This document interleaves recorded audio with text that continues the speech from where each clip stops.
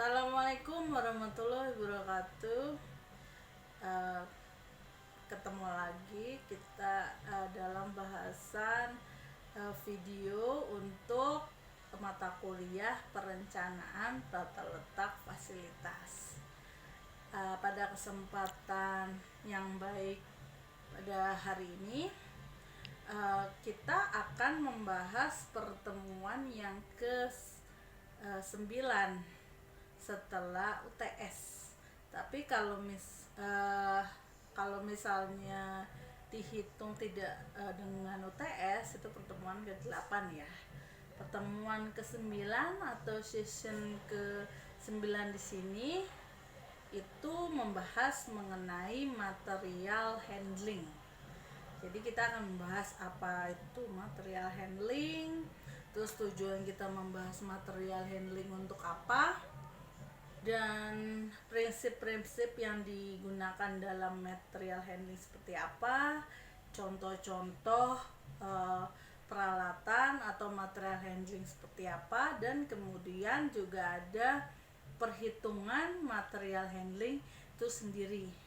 Nah, kita lihat di sini material handling yaitu bagaimana cara memahami penanganan material dalam sistem manufaktur.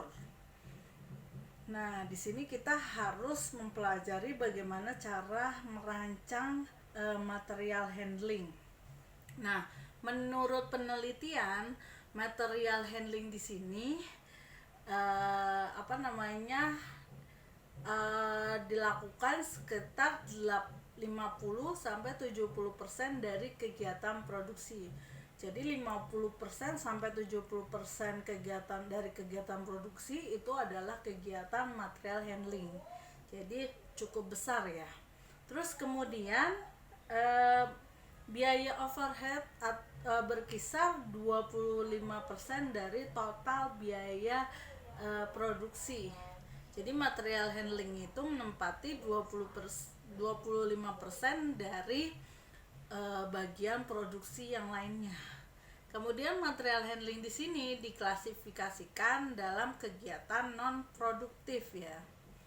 Dengan tahapan pengembangannya ada 3, yaitu konvensional, kontemporer, maju atau berorientasi sistem. Nah, definisi material handling itu sendiri adalah material handling di sini berarti moving, storing, protecting, controlling, dan untuk pengaturan material itu sendiri. Jadi pengertian atau definisi material handling menurut American Material Handling Society, jadi material handling itu sebagai seni dan ilmu yang meliputi penanganan atau handling, pemindahan atau moving, pembungkusan atau pengepakan packaging, penyimpanan atau storing, sekaligus pengendalian dan pengawasan atau controlling. Jadi material handling ini lengkap ya, mulai dari penanganan material, pemindahan, pengepakan sampai pengawasan sendiri, semua ada di material handling. Kemudian tujuan pokok dari material handling ini adalah yang pasti untuk menambah kapasitas produksi. Nah, terus kemudian mengurangi waste atau limbah buangan, memperbaiki kondisi area atau working condition, memperbaiki distribusi material, dan juga mengurangi biaya, terutama biaya yang berhubungan dengan pemindahan material atau pemindahan material dari departemen yang satu dengan departemen yang lain. Nah, ada banyak prinsip-prinsip material handling. Di antaranya yang pertama adalah semua kegiatan pemindahan itu harus direncanakan secara detail. Nah, rencanakan sebuah sistem yang menyatukan sebanyak mungkin kegiatan dan mengkoordinasikan cakupan operasi yang penuh. Nah, kemudian rencanakan urutan operasi dan susunan peralatan untuk mengoptimalkan aliran barang, kurangi pemindahan barang atau material yang tidak perlu. Terus kemudian gunakan gravitasi untuk pemindahan barang jika mungkin. Terus kemudian meningkatkan atau manfaatkan volume bangunan semaksimal mungkin. Tingkatkan jumlah, ukuran, berat beban yang dipindahkan. Kemudian berikan metode dan peralatan pemindahan yang aman. Nah, maksudnya begini. Jadi kalau misalnya selama ini itu untuk pemindahan material atau produk yang sudah jadi, kalau misalnya di suatu perusahaan atau di suatu pabrik sudah menggunakan forklift. Nah, forklift itu biasanya punya batas maksimum untuk pengangkutan, misalnya 20 kilo. Tapi dalam sekali pengangkutan itu harus dimaksimalkan. Tetapi jangan sampai kelebihan maksimumnya. Nah, kalau misalnya maksimalnya 20 kilo, tetapi material yang ditaruh di forklift tersebut kurang dari 20 kilo atau misalnya 10 kilo, menurut saya itu kurang efektif atau kurang efisien. Jadi sebaiknya dibuat volumenya itu semaksimal mungkin atau panjangnya semaksimal mungkin. Kemudian bakukan juga cara jenis dan ukuran peralatan pemindahan. Maksudnya di sini ukuran peralatan pemindahannya di sini biasanya kan di dalam perusahaan itu belum ada pembakuan pekerjaan di mana dari satu departemen ke departemen lain, apalagi kalau misalnya departemen tersebut yang harusnya didekatkan tidak didekatkan. Nah, sebelumnya harus dibakukan dulu bagaimana pemindahan yang baik. Terus kemudian pemindahannya di sini juga harus aman ya.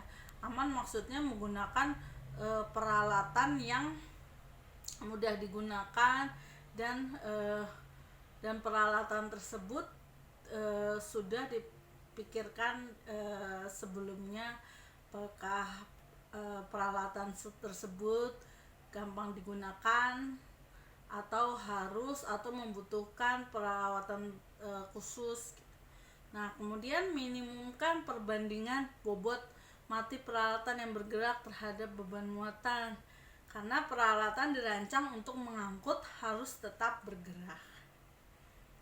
Kurangi waktu kosong atau tidak produktif, rencanakan perawatan, ganti peralatan pemindahan yang kuno, gunakan peralatan pemindahan baru untuk memperbaiki pengendalian produksi, gunakan peralatan pemindahan untuk membantu mencapai kapasitas produksi penuh.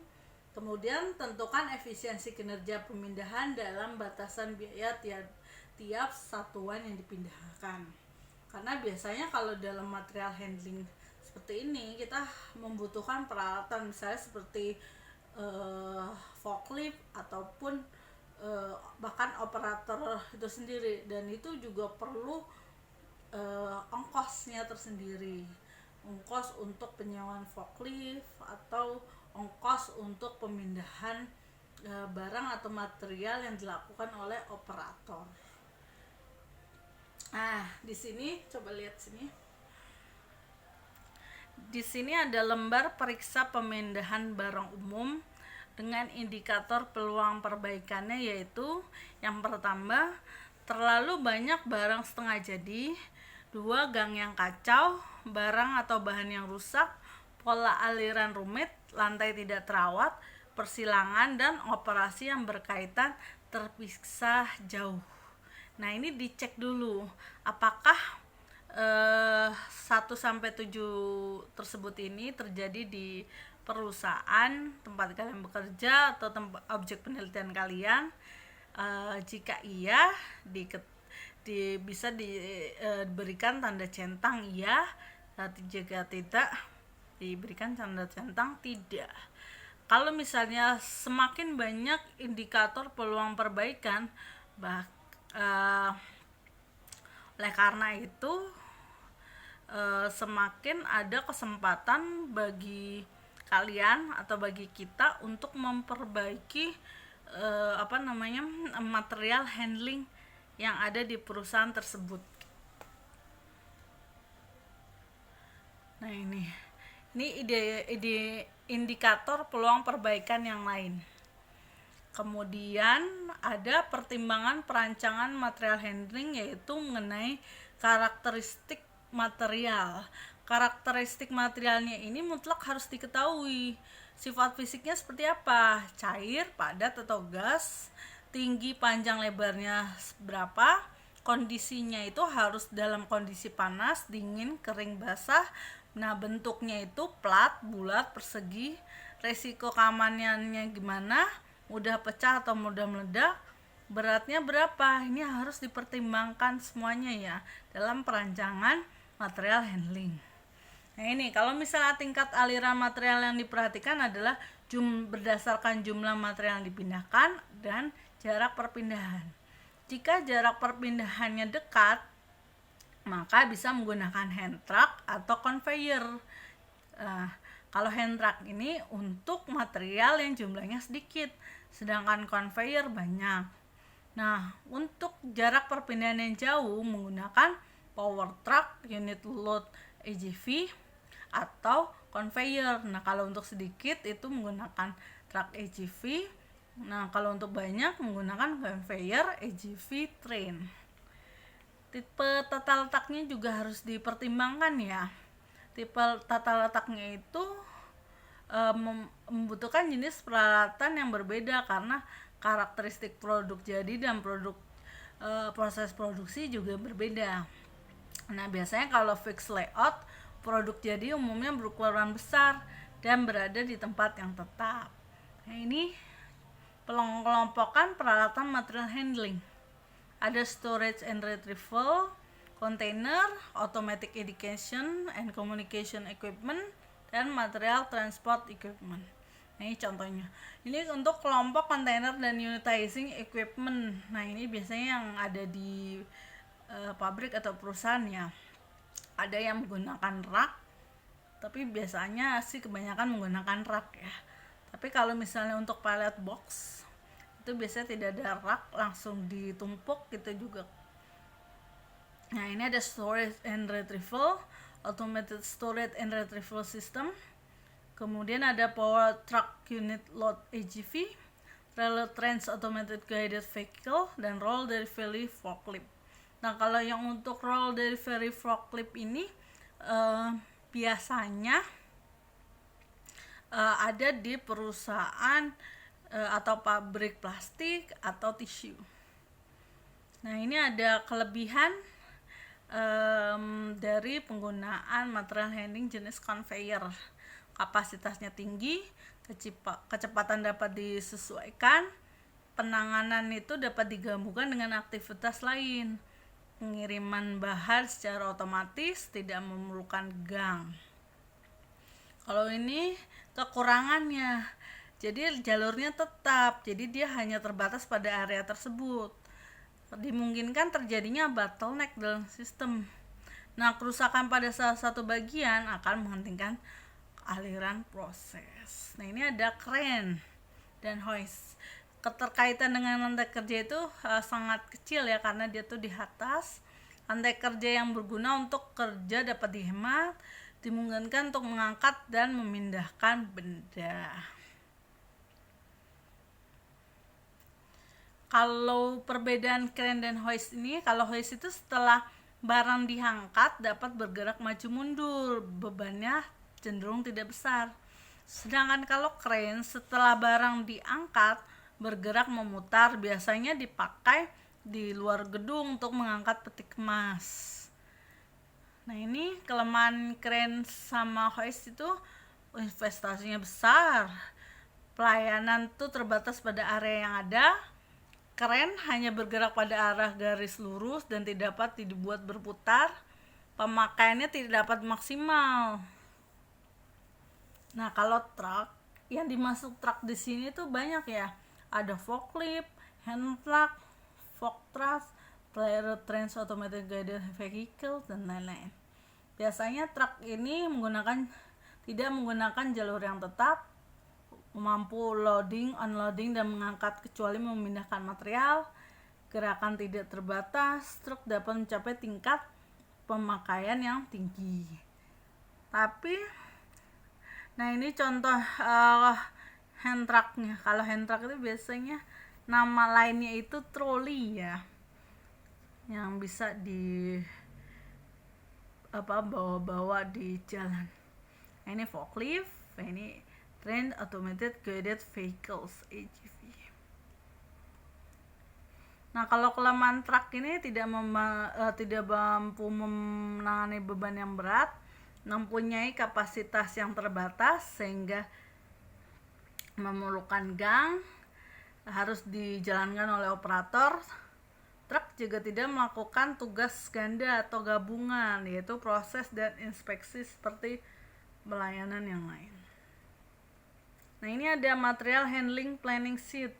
Jadi untuk menghitung besarnya biaya penanganan dan perpindahan material berdasarkan peralatan material handling yang digunakan. Nah, untuk variabel biaya perhitungan material handling di sini ada total waktu perpindahan, jarak perpindahan, biaya perpindahan, jenis alat material handlingnya, frekuensi, dan waktu perpindahan. Banyak ya. Jadi biaya material handling di sini mencakup biaya fixed cost dan variable cost. Kalau fixed cost di sini berarti biaya investasi, depresiasi, dan biaya sewa peralatan per unit. Sedangkan untuk variable cost di sini biaya listrik, bahan bakar, perawatan, dan upah operator. Contoh, sebuah alat angkut forklift dibeli dengan harga 50 juta. Diharapkan umur ekonomis 5 tahun. Biaya bahan bakar adalah 20.000 per 8 jam. Sedangkan biaya perawatan sebesar 5.000 per jam. Jika forklift berjalan rata-rata 15.000 meter per hari, tentukan biaya persatuan jarak dengan anggapan bahwa alat angkut beroperasi 300 hari per tahun dan upah operator adalah 10.000 per jam. Nah, ini ya. Ini perhitungannya mudah ya. Bisa kalian pelajari karena ini diketahuinya ini ada di dalam sini semua ya. Tinggal dihitung aja langsung. 50 juta itu apa tadi? Harga forklift dikali 1 tahun, 1 hari dibagi 5 tahun. Nah, ini bisa kalian pelajari sendiri ya. Nah, kemudian di sini ada sebuah industri manufaktur memiliki fasilitas produksi yang dikelompokkan pada 7 departemen. 1, 2, 3, 4, 5, 6, 7. Industri ini akan memproduksi 4 jenis produk yang berbeda, yaitu A, B, C, dan D dengan urutan proses sebagai berikut. Nah, kalau layout mesinnya itu bergantung dari jarak antar departemen ya. Mulai dari 1, 3, 2, 7, 4, dan 6. Misalnya untuk dari 1 ke 3 itu berarti kan 10 sama 10. Tetapi itu tidak 20 ya. Artinya jaraknya bukan 20 tapi diambil titik tengahnya. 10 tambah 10 dibagi 2, yaitu berarti jarak dari 1 ke 3 itu adalah 10. Nah, kalau yang gambar yang di sebelah kiri ini A, B, C, D itu kalau untuk yang produk jenis A itu mulai dari bacanya dari departemen 1, kedua, baru keempat, 5, dan 7. Nah, setiap jenis produk ini tidak melewati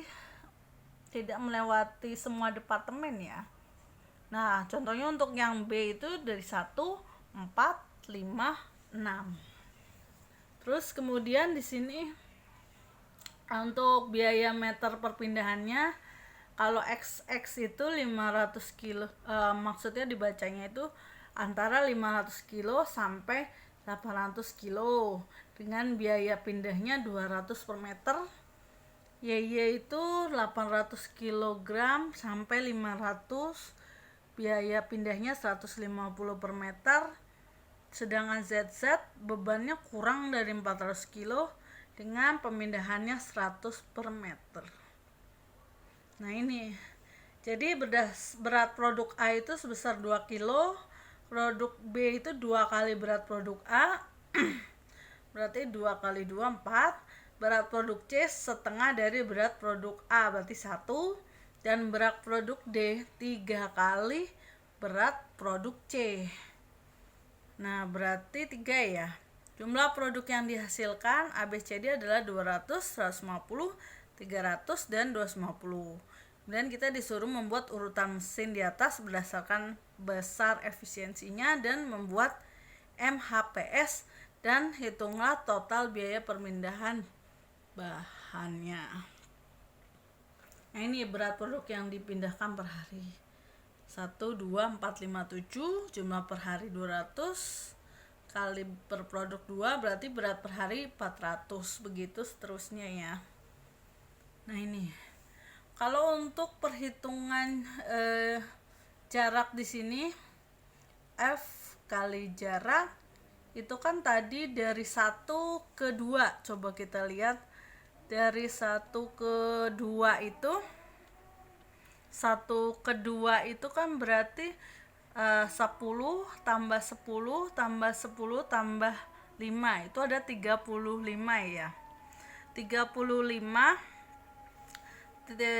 tetapi titik tengahnya itu berarti dibagi 2, 35 bagi 2 jadinya 17,5 ya.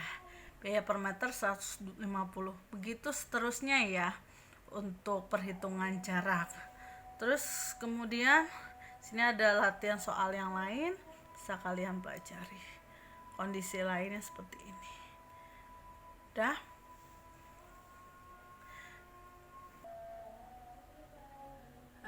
Jadi tadi kita sudah mempelajari sedikit mengenai materi material handling ya.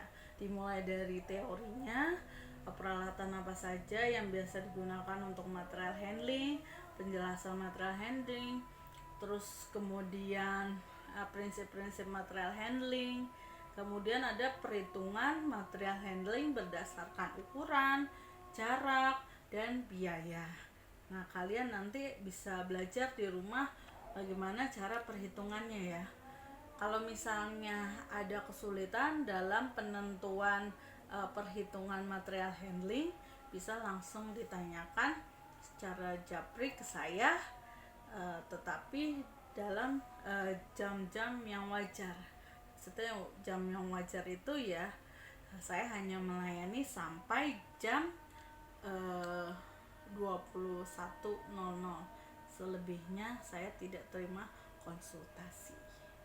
Oke, demikian penjelasan mengenai material handling di sesi ke-9 kali ini. Semoga